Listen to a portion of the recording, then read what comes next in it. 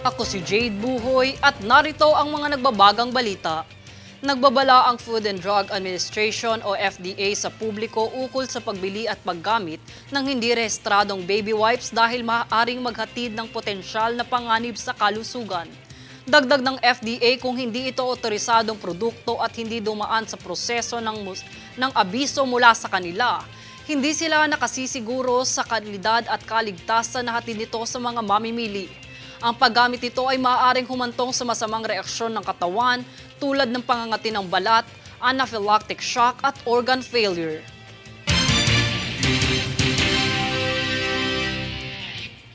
Upang matiyak na handa ang Ninoy Aquino International Airport sa mabilis na pagtugon sa emergency, nagsagawa ang Manila International Airport Authority ng crash rescue exercises. Narito si Daniza Lopez para sa detalye.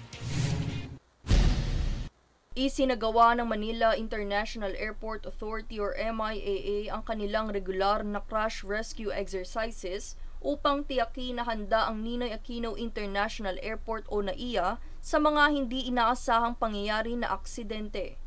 Hindi lamang nito sinusuri at pinapabuti ang kakayahan ng MIAA sa mga emergency, kundi kasama na rin dito ang pagsunod sa mga pamantayan ng International Civil Aviation Organization or ICAO na panatilihing maayos ang mga protocol at pamantayan sa kaligtasan.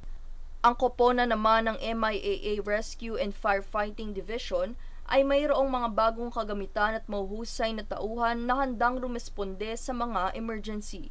Isinagawa ang pagsasanay bilang bahagi ng pangako ng MIAA na tiyakin ang kaligtasan at seguridad sa paglalakbay. Daniza Lopez nag-uulat para sa One Media Network.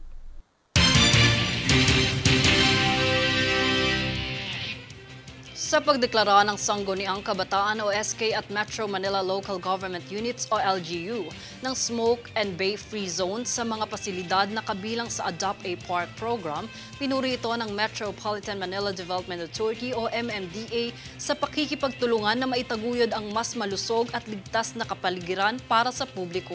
Ang pagkadeklara ng smoke and vape-free zones ay base rin sa nakapagsunduan ng MMDA at ng LGUs na may layuning mapainam ang polusyon ng hangin at labanan ang patuloy na pagbabago ng klima. Ang mga LGU at SK ay magsasagawa ng mga aktibidad na naglalayong palawakin ang kaalaman ng mga kabataan sa kalusugan at kaligtasan.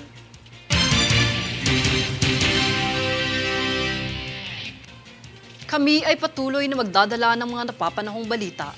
Ako si Jade Buhoy, tumutok sa mga pinakahuling ulat dito sa News Force. Sa ulo ng mga balita, oil price hike muling humirit ngayong araw. COMELEC wala pang nakikitang posibleng hadlang sa pagpapatupad ng BSKE mall voting. Administrasyon ni PBBM handang maglunsad ng Media and Information Literacy Project kontra fake news. BI pinatalsik sa bansa ang 2 Indian terrorists. LTFRB titimbangin ang hiling ng transport group sa dagdag pasahe.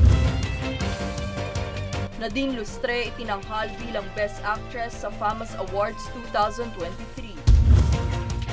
Patas at pantay na balita, komprehensibong ulat para sa pulso ng masa. Ito ang News Force.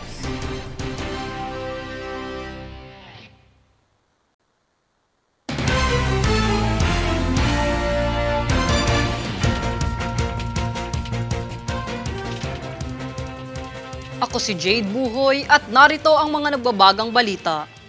Nanatiling positibo ang Commissions on Elections o COMELEC sa inaasahang tagumpay na pagpapatupad ng mall voting ng Barangay at Sangguniang Kabataan Elections o BSKE sa darating na ika-30 ng Oktubre. Sa ngayon, wala pa naman umanong nakikitang posibleng hadlang sa planong ito, taliwas sa nakaraang kaganapan taong 2016, kung saan nakansela ang mall voting bago ang araw ng halalan. Sa kasalukuyan, nasa 10 malls na ang nagpahayag ng suporta upang magsilbing lugar ng botohan para sa tinatayang 300,000 botante na naninirahan sa mga kalahok na malls.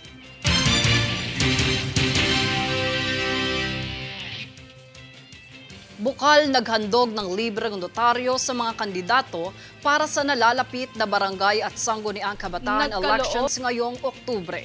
Alamin ang buong detalye sa ulat ni Princess Castro.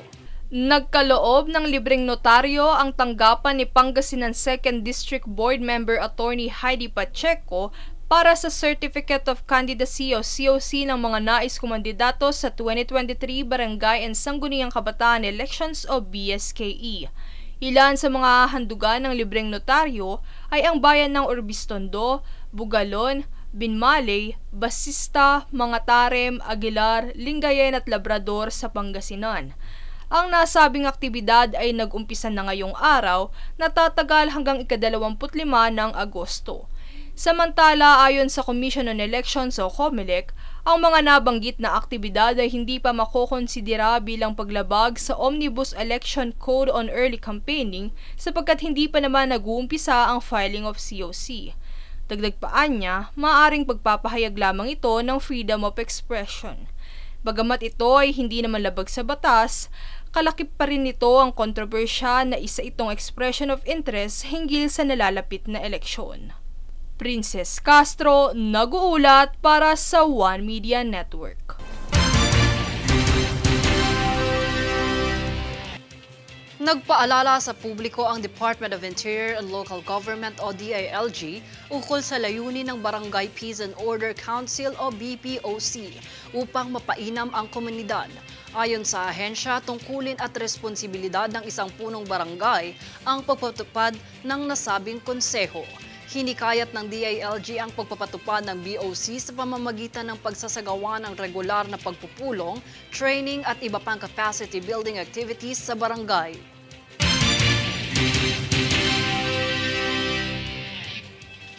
Kami ay patuloy na magdadala ng mga napapanahong balita. Ako si Jade Buhoy, tumutok sa mga pinakahuling ulat dito sa News Force. Sa ulo ng mga balita. Oil price hike muling humirit ngayong araw. COMELEC wala pang nakikitang posibleng hadlang sa pagpapatupad ng BSKE mall voting. Administrasyon ni PBBM handang maglunsad ng Media and Information Literacy Project kontra fake news. BI pinatalsik sa bansa ang 2 Indian terrorists. LTFRB titimbangin ang hiling ng transport group sa dagdag pasahe. Nadine Lustre itinanghal bilang Best Actress sa FAMAS Awards 2023. Patas at pantay na balita, komprehensibong ulat para sa pulso ng masa. Ito ang News Force.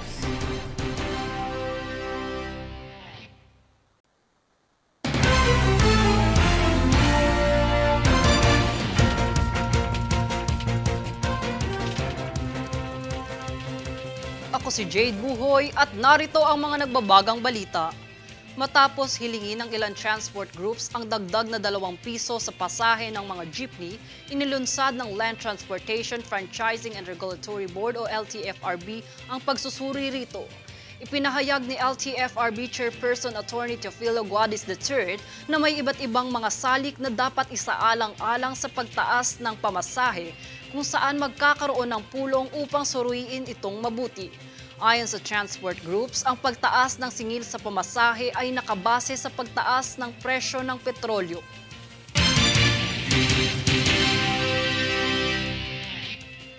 Dumalo ang Department of Health o DOH na kinatawan ni Undersecretary Abdullah Dumama Jr. sa inaugurasyon at ribbon-cutting ceremony ng Amay Pakpak Medical Center o APMC Heart Institute sa Marawi City nitong kamakailan lang. Bilang bahagi ng seremonya, nilagdaan ang Memorandum of Agreement sa pagitan ng APMC at Philippine Heart Center bilang mga katuwang sa pagpapanatili at pagbuo ng mga patakaran sa cardiac management. Ayon sa DOH, ang pagpapatayo ng mas maraming specialty care centers sa lahat ng rehiyon sa bansa ay mahalaga upang maprotektahan ang mga Pilipino mula sa mga health risk at financial burden.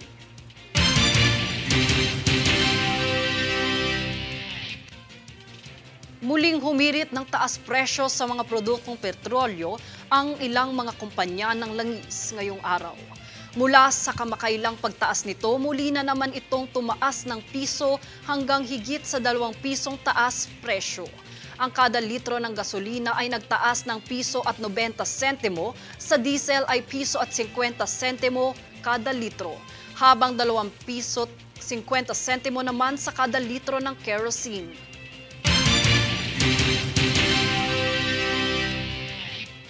Kami ay patuloy na magdadala ng mga napapanahong balita. Ako si Jade Buhoy, tumutok sa mga pinakahuling ulat dito sa News Force. Sa ulo ng mga balita, oil price hike muling humirit ngayong araw. COMELEC wala pang nakikitang posibleng hadlang sa pagpapatupad ng BSKE mall voting. Administrasyon ni PBBM handang maglunsad ng Media and Information Literacy Project kontra fake news. BI pinatalsik sa bansa ang 2 Indian terrorists. LTFRB titimbangin ang hiling ng transport group sa dagdag pasahe. Nadine Lustre itinanghal bilang Best Actress sa FAMAS Awards 2023. Patas at pantay na balita, komprehensibong ulat para sa pulso ng masa. Ito ang News Force.